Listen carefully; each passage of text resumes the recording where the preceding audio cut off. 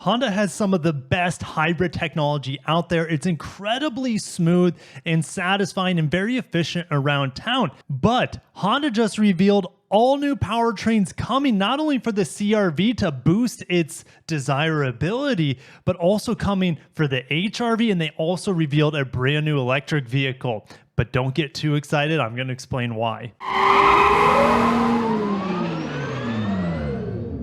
We're over at Honda's European newsroom.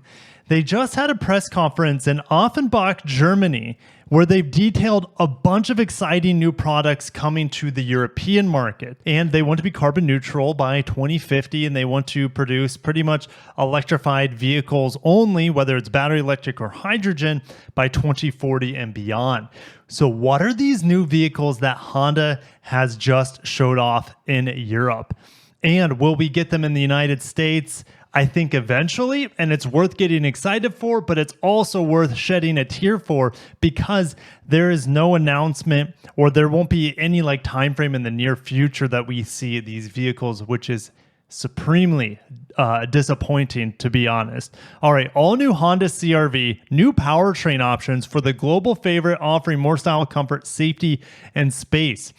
So we have available with an eHEV full hybrid, which is what we have here in North America already, or for the first time in the European market with an plug-in hybrid PHEV technology. Both hybrids feature the 2-liter 4-cylinder dual-motor hybrid system that we come to enjoy here into America. But let's talk about this plug-in hybrid because this is forbidden fruit as of now here in North America.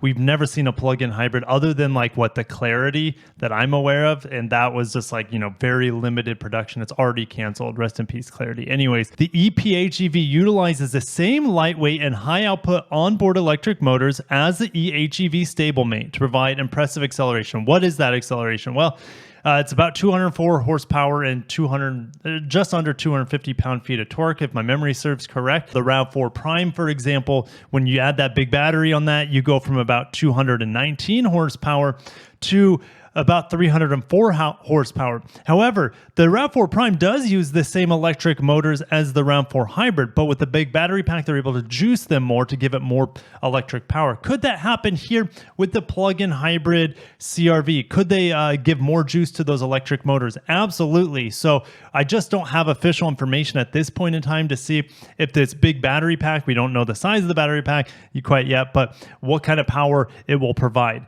Base is 204, like we see on the normal hybrid, but fingers crossed we get something around 300 horsepower to juice those front motors. But we also have to pump the brakes. So in theory, those two motors up front will get more power, but they don't have a rear motor in the back to benefit from the extra electrification going on. Expect this to either be front-wheel drive or all-wheel drive, but if it's all-wheel drive, it'll have a physical drive shaft, unlike Toyota's hybrids that add an electric motor in the back for that all-wheel drive propulsion. Anyways, there are some very redeeming qualities here. So able to travel 82 kilometers in electric mode. So let's take the 82 kilometers times 0.62, which will get us miles, so over 50 miles of range, but that's on the WLTP cycle. What is it when we go to the US cycle? This is a rough translation here, about 44 to 45 miles, which puts it on par or really close to the RAV4 Prime. So that's about a wash. And by the way, I'm driving a plug-in hybrid crossover right now.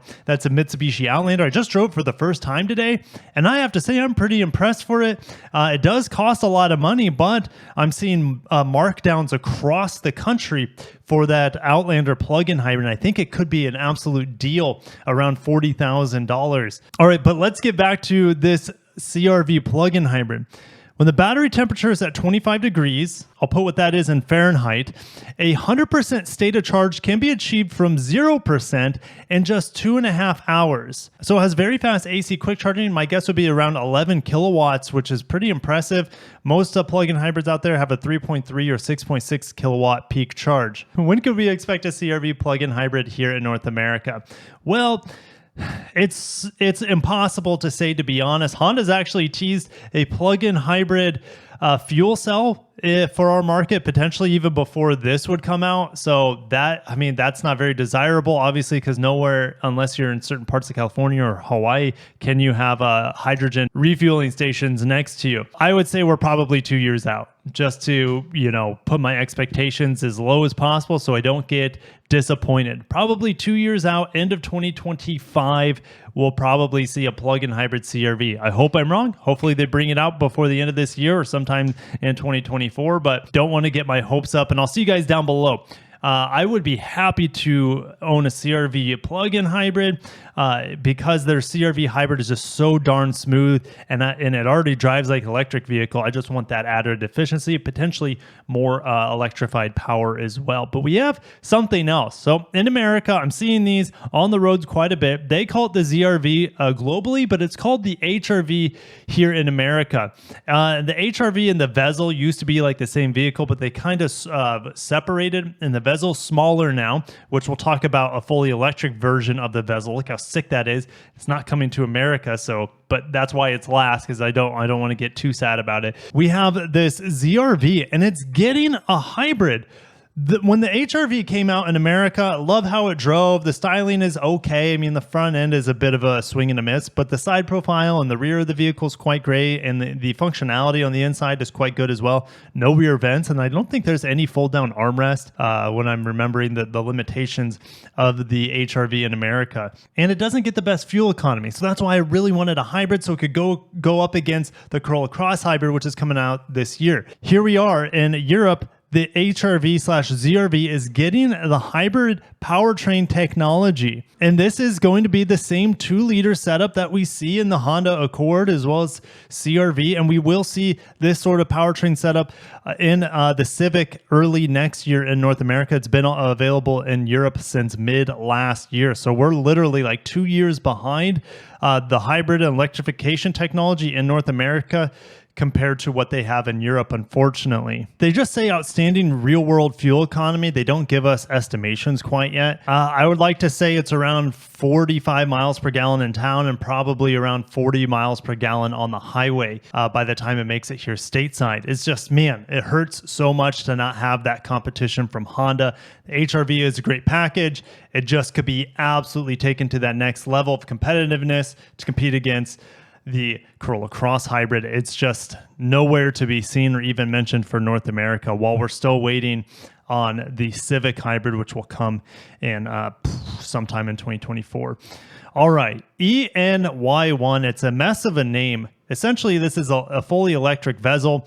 I wouldn't be surprised if Honda's making these in China and sending them over in Europe. That's something a lot of automakers do, is make their vehicles in China, send them over Europe, where they don't have like big tariffs on those vehicles from China like we do here in the United States. But the ENY1 is a very pretty Vezel. I like the paint color on it. Let's talk about some of the stats here. 68.8 kilowatt hour battery. With an estimated 256 miles of range, but again, that's WLTP. So 256 divided by 1.14, rough estimate, is about 225 miles here on the EPA cycle. But you could probably get this 256 miles if you're just driving around town in the United States. It is front-wheel drive only, and it provides 150 kilowatts of power, which is about 201 horsepower, and 310 newton meters of torque. I'll put how much torque that is on the screen. I don't know that conversion off the top of my head. For DC fast charging, go from 10 to 80% in 45 minutes, which is not very fast at all. So it's probably somewhere around 150 kilowatts of charging, a peak charge. But I think the real story here is the interior on this ENYS1. I can't get the name right. It's ridiculous. I guess it's right here. ENY1. It is impressive. This is a 15.1 inch touchscreen, and it is a bit screen overload, max screen, right? We got this 10 inch. I'm assuming this is a 10 inch screen back here, but we have essentially what's a 7 inch screen at the top for Android Auto or Apple CarPlay. Your middle screen here the middle portion of the screen is for additional Honda apps and features. So you could put in your efficiency. That's where I would keep it. And then at the bottom of the screen, you have your locked in climate control. Now, I don't know if it's customizable where you could do like a full screen Android Auto or Apple CarPlay. That would be nice to kind of get rid of this Honda stuff if you don't want it up there. We have heated seats, it looks like. Here's a better look of that massive screen. It's very impressive, to be honest. And let's see if there's anything else. Fully digital MID behind the steering wheel. That sits up kind of high, so you won't need like a head-up display, for example. Interestingly, we still have USB-A's in here. So you have this massive screen and old school plugins. Now you also have a lot of ambient lighting in here. And that is not really a surprise because even the Honda Accord in China has a different touchscreen than we do, different software, and also has ambient lighting and a panoramic sunroof that we don't get in America. Here's your underfloor storage, which has a charging cable. So let me know what you guys think. I think this is a little barren. I wish they put in this vehicle kind of that mesh pattern like we have on the Civic and the HR-V. But it is, I guess the story is really that touchscreen right there. And then as we zoom out, yes, the seats fold down, but they don't fold flat. That middle screen can also have that dedicated battery information, 88% remaining, 287 kilometers. Let's see what it's doing. It has the built-in navigation here from Honda, which is great actually because it's not cellular focused, it's GPS focused. So when I was in California driving, I think it was the CR-V hybrid, I didn't have cell coverage, so I couldn't use my Android Auto, but luckily I could use the built-in navigation. So it definitely has its uses if you live out in the boonies. All right, pretty standard push-button drive select for Honda here. We have a double panel roof or double sunroof. Let's see here. You have different drive modes. No surprise. Very standard Honda at this point. 360 camera looks really, really strong here, actually. Even though it's on the top end of the screen only, still gives you a very good look. Quick update from Honda over in Europe. It's probably a preview of things to come here in North America, but we're probably 2 years out for a hybrid ZR-V/HR-V, which is unfortunate, and probably 2 years out for a plug-in hybrid CR-V, which, man, that thing would sell so well, I think, here on the market. But I'll see you guys down below. Are you disappointed? Are you excited? I'm both at the same time. Not sure what Honda has planned for the rest of this year. We just got a new Pilot, new CR-V. They have a lot of new products out on the market. Like last year was a huge year for Honda. I'm still waiting to drive the new Pilot to give you guys my impressions with the family in it. I guess the next product that I know of coming to the market, other than maybe the Prologue, the fully battery electric vehicle made with General Motors, would be the Honda Civic Hybrid. But on the Acura end, I will be driving the Integra Type S in early June, so stay tuned for that. Can't wait to share what that's like to drive. It's going to be very similar to the Type R, just have its own unique differences, especially when it comes to technology. But thank you guys. Got to shut it down. See you in the next one. Have a great day and peace.